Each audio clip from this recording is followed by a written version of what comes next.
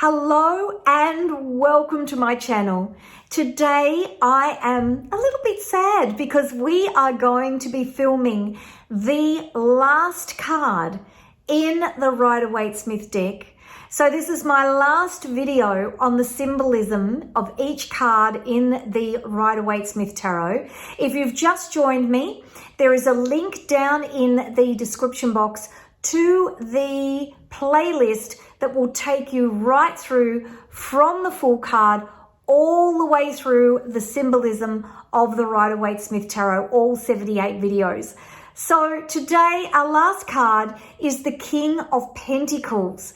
And we're going to be looking at all the kings, and they're really interesting to look at in terms particularly of the elements. I've found learning the elemental correspondences of the Royal Arcana has transformed my understanding of the cards. But we're also going to look at the astrology. We're going to look at the Kabbalah, and we are going to look at the deeper symbolism contained within this card.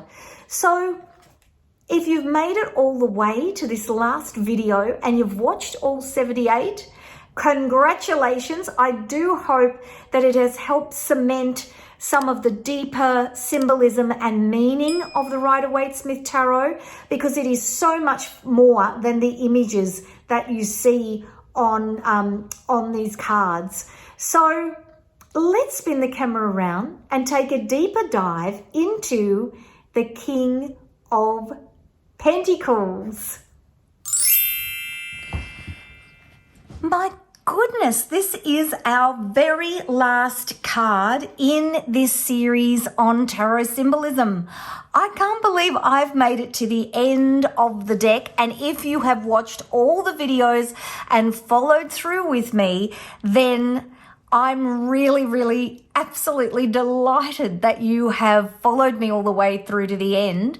And I really do hope that you've got something out of the series.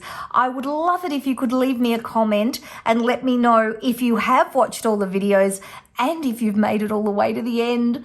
I found this really helpful myself in terms of just vocalizing my understanding of the meaning of the cards. I think it just helps.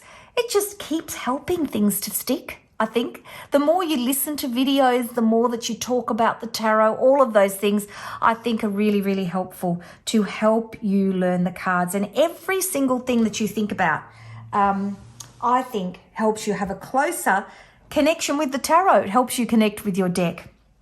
So, Golden Dawn title, the Prince of the Chariot of the Earth. And again, we're going back around to masculine energy for the King of Pentacles. And this is a card, this is a really interesting card. So I think what I might do is I'll start with the Kabbalah like I usually do a little bit of timing, and then we'll talk about the elements. So on the Tree of Life, all of the kings sit on Chokmah, which is wisdom. And the energy that is emanating from the Seraphot on this part of the Tree of Life is this idea of highest father or God or the universal energy, dynamic, creative, positive energy, masculine energy, intuition and spontaneity. If you're wondering where I'm getting all this, it's from my tarot symbolism cheat sheets, which are available in my Etsy shop, and I will make sure there is a link to them down in the description box. So that energy, this energy of being father or God or the universal energy, is really all about the God-given right to rule. And it's interesting that this is repeated again, even in the Kabbalistic meanings of the card. And so when we think about kings, not so much today, I think we look at them and say, oh yes, well, you were born into that family, good on you. But back in the day, it was a really serious thing, and it was connected with religion, particularly in England.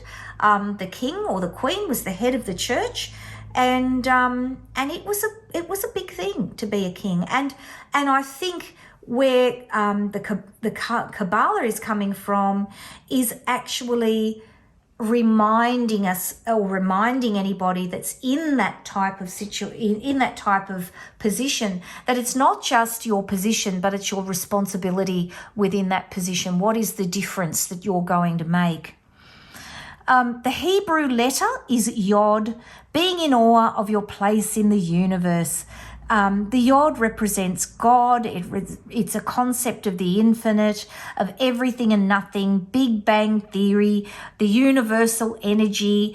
It's circular in that it is everything that is, everything that isn't, the beginning of everything. When did it begin? Well, we don't know, all of that. And so this idea again, it's repeating this idea again of this godly statesman-like figure.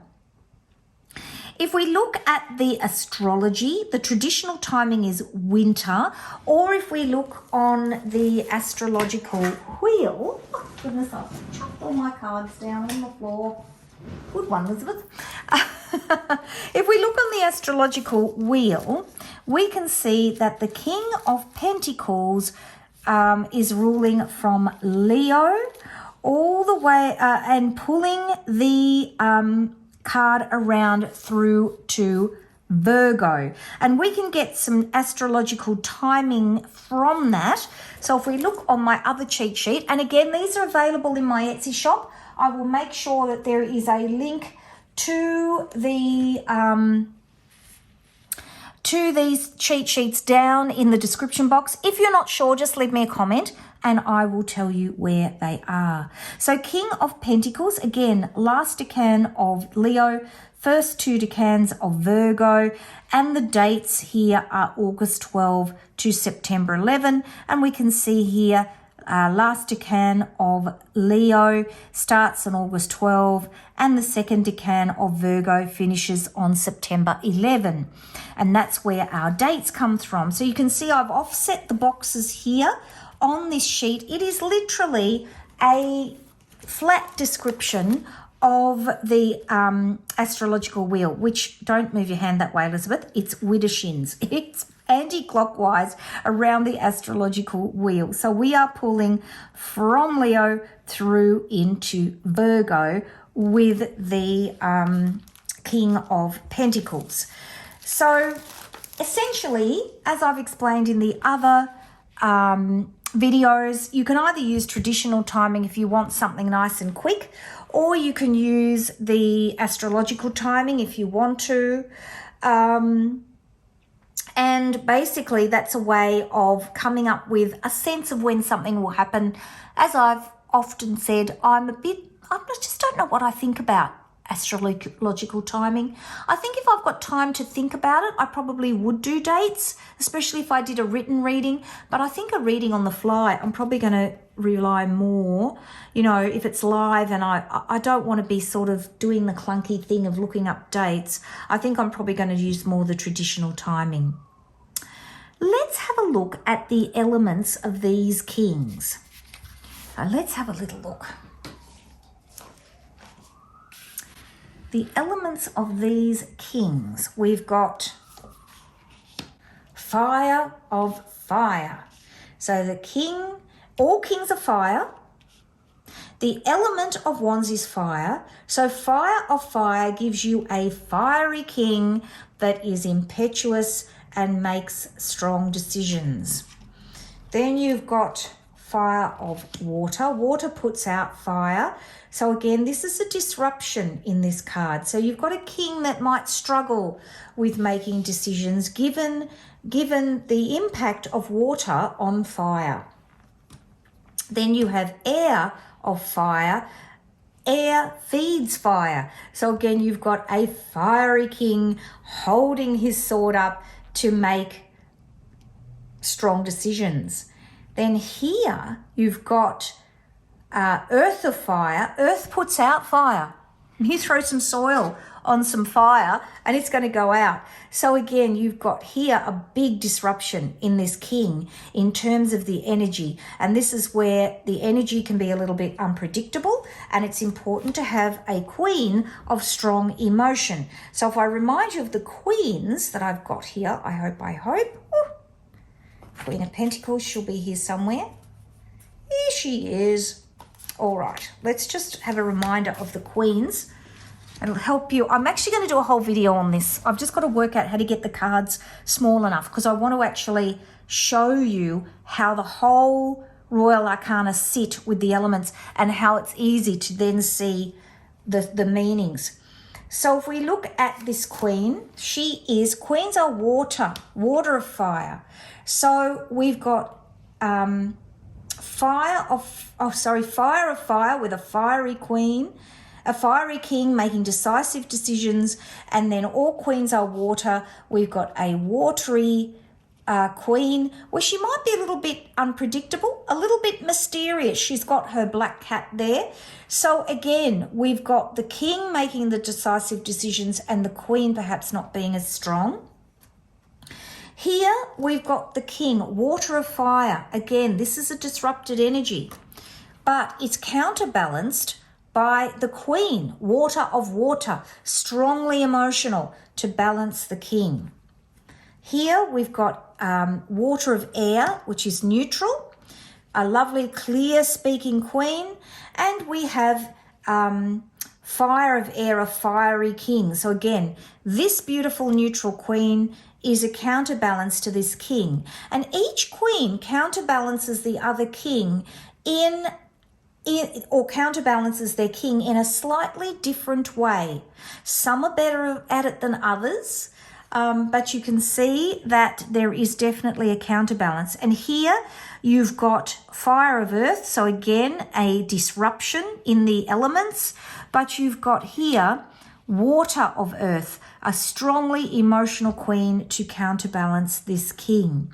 So when I've got to work out a way I can do this to show you. I'm just not quite sure how I'm going to do it yet, to show you the way the energies work, because of course we've got pages that are earth, knights that are air, queens that are water, kings that are fire, and then each suit, wands are fire, cups are water, swords are air, and pentacles are earth, and how they each interact. It's really interesting, and I find it a really good way to remember the cards, because you just think about how the elements work together and it gives you a bit of a sense of the energy of the card. So King of Pentacles, fire of earth, a disrupted energy because earth puts out fire. Let's have a look at the energy and symbolism coming off this card based on Pamela Coleman Smith's drawings and symbolism. So the king's pose. The king is looking down at the pentacle in his lap, showing he's focused on his role as a king. He's holding an orb and a scepter. The orb, of course, is the pentacle, and he has the scepter in his other hand. And this is showing his power and authority. And the pentacle is really showing his authority to rule the world in a very practical way. The grapes around him symbolize affluence, maturity, and success. They're one of the most labor-intensive harvests, so they show that you've worked hard for your abundance. This has not been easy for this king, remembering fire of earth. The king's crown is ornate with flowers, and he has a golden laurel wreath as well around his head, which is again symbolizing his success in terms of the earth and nature. Laurel leaves, the laurel leaves in the wreath around his head symbolize clairvoyance. They're also a symbol of victory and immortality, and symbolize that the king is sitting at the top of his game. It symbolizes his victory and success as a king. The bulls on the throne are an old symbol of earth and fertility, and they symbolize Taurus in astrology and natural fixed power. the foot in armor. So if we look there, you can see he's got one foot out from underneath all his robes and all the greenery that he seems to be surrounded in here. And this is an old earth this suggests being well prepared. Sorry, I'm looking at the wrong spot. If you want to have my notes, again, as I said, they're in my Etsy shop, and I'll make sure there's a link in the description box. The foot in armor suggests being well prepared and courageous, protective of others and self. Be mindful of abuse and weakness in your position as power. This idea of being, you know, that you might actually be quite weak, and that you're hiding the weakness of your stability in your armor. The castle in the background, again, represents protection and security. The grey throne is covered with symbols of animals and fruits, and this again is a symbolic of abundance, of love of nature. The sky is yellow, again, symbolic of creativity and passion. And I think it's just symbolic of the nature and the nurturing and the fertility of this card. And of course, we've got lots of green symbolism, which symbolizes fertility and love of nature. Green can also symbolize immaturity, and perhaps that is a comment on the fact that this is the energy in this card is disrupted. It is earth of fire. And so there's a little bit of a sense of this is a king, but perhaps his energy is a little bit disrupted and needs to be balanced by the queen. So my meaning for the King of Pentacles that I've got here is the King of Pentacles is an authority when it comes to success in money matters and everything practical. Do things the traditional way. And that is the King of Pentacles. I do hope that you have enjoyed this video and my take on the King of Pentacles. There's so much symbolism in the card, and as soon as you start looking at the card and thinking about that symbolism, it really does make the card jump up out, you know, the meaning jump up out of it and make it so much easier to read. I can't believe I have come to the end of my tarot symbolism series. 78 videos in the playlist. I can't believe it. I do hope you've enjoyed the series and you've got something out of it. I will see you online. If you would like to stay in contact, I do have lots more videos coming onto my channel.